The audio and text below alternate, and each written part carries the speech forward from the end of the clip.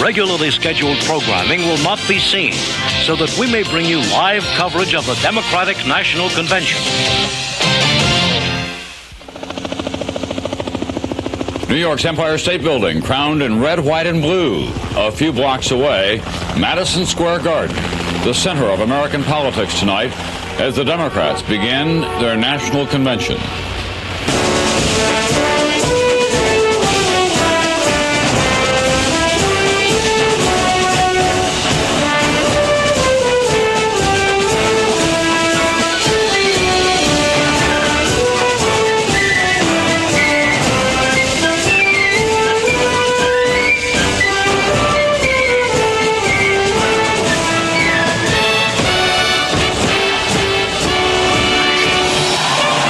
NBC News Decision 92, the Democratic National Convention.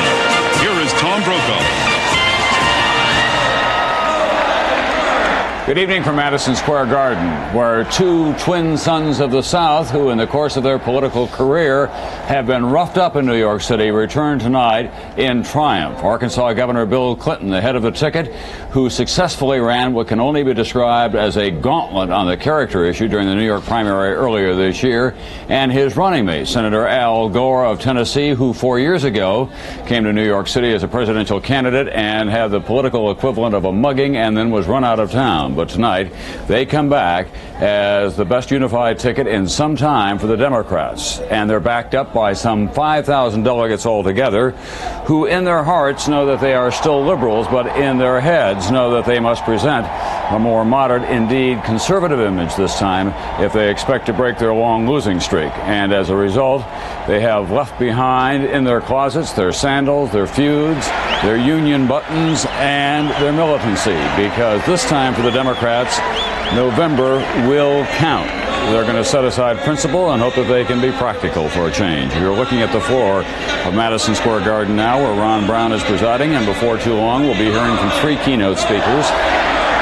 Bill Bradley of New Jersey, Governor Zell Miller of Georgia, and Barbara Jordan, the former congresswoman from Texas.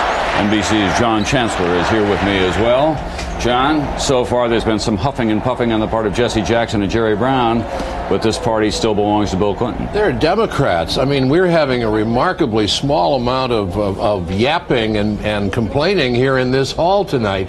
It is, for a Democratic convention so far, serene, but it's only the first night. All right, the woman who is presiding at this national convention is the governor of the state of Texas, Ann Richards, and a short while ago she made her remarks to this convention hall. Here is some of what she had to say at that time.